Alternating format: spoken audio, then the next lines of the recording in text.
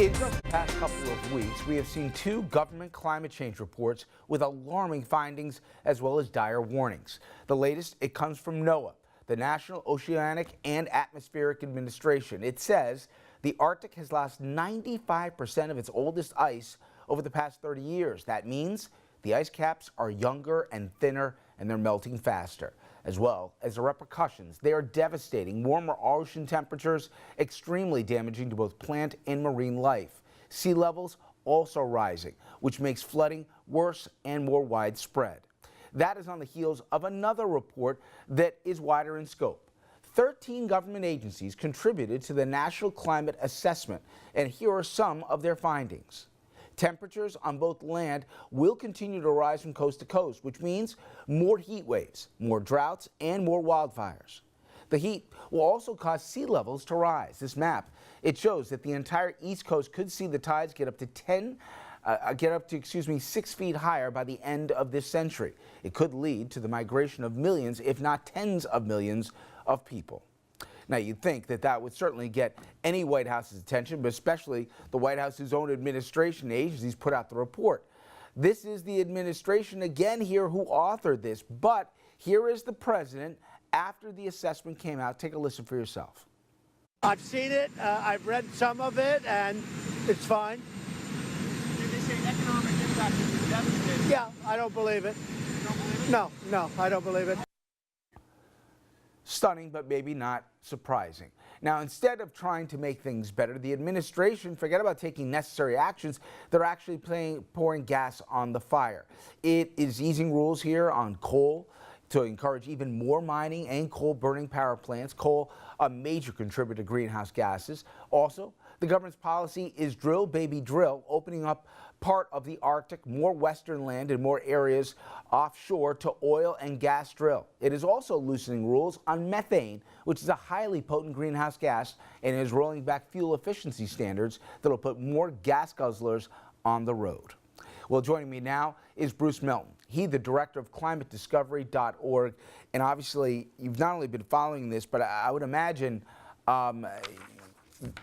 I don't know about pulling the hair out of your head here, but when you see these two concurrent reports, which carry worse and even more dire, not too distant conclusions for us, to basically act in a bubble like it's not real, it just boggles the mind.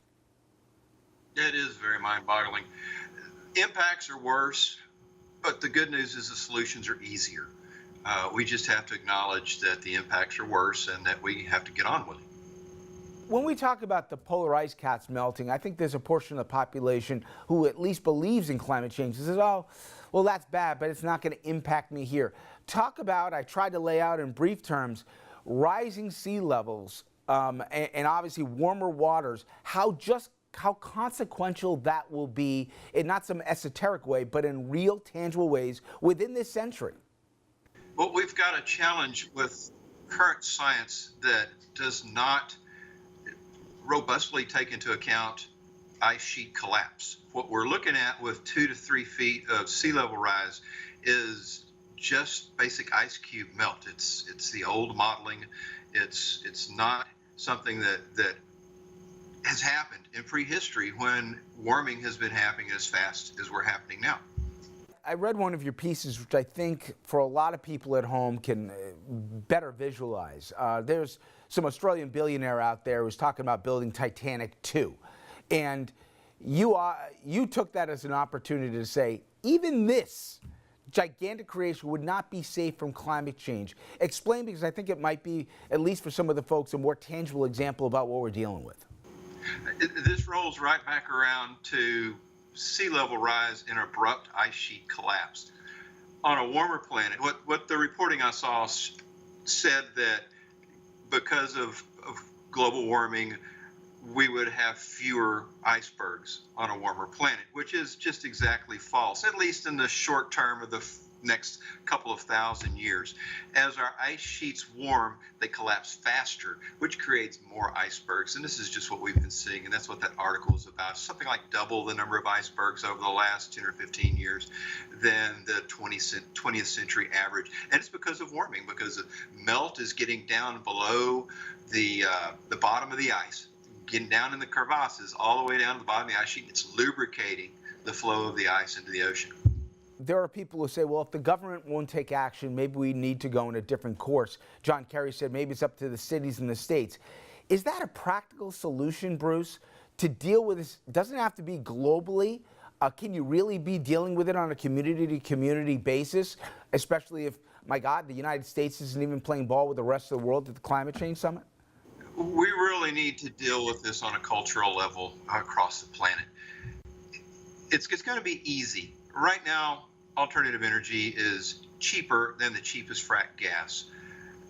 We're moving towards building more alternative energy than coal. Last year in the United States, we built more wind and solar for new energy generations than we built for coal and natural gas, all fossil fuels combined. So it's happening, but it needs to happen faster. And one of the biggest things we need to do is recognize the load of already emitted climate pollution in our sky and determine some way to deal with that beyond just decarbonizing our economy and moving towards alternative energy. Just from an anecdotal perspective, this past summer I was in Alaska, and you get to see firsthand where the glaciers were and where they are and how fast and rapidly they're shrinking in front of our eyes. And when you see the bergs collapse, where it used to be if you were lucky you'd see a shaving come down, now if you're there for a half an hour, I mean, it sounds like there's thunderclaps everywhere because they're all collapsing into the ocean. You kind of get a minimal sense. To that end, I get the sense that the youth get this. And you say there is still hope, that it is not too late, especially with a more responsible populations out there. Talk about what could be done and just how possible it still is to stave off the worst that could be coming if unchecked. Just first to say something about Alaska, I filmed 16,000 miles of climate change impacts last year. What got me was the permafrost melt was widespread across southeastern Alaska and northern British Columbia, southern Yukon Territory. When I was there 10 years ago, I had to go to the University of Fairbanks to ask the researchers there where to find the melt. They told me where to find it, and I found it, and I filmed it. Now it's widespread. The hope is how we can deal with this. We've got to reduce our emissions. That is job one. Job two is dealing with the already emitted climate pollution in our atmosphere. And how we do that is there are a number of means. We can plant more forests, we can create better agricultural processes. Hopefully these things will still work as we warm. They're kind of failing now. But one of the biggest things we can do is use technologies like we first used in submarines in World War II to keep our sailors safe from carbon dioxide poisoning, to take carbon dioxide, already emitted climate pollution, out of the sky and safely store it away somewhere, either underground or we can build synthetic aggregates. We can make the rock that we make concrete out of. Bruce Milton, thank you so much for the time. I really appreciate it today. Thank you. Coming up next, we shift gears, we head to Broadway. John Simon, he joins us with his review of the new show, The Ferryman. Was it a thumbs up or thumbs down? Simon will tell us next.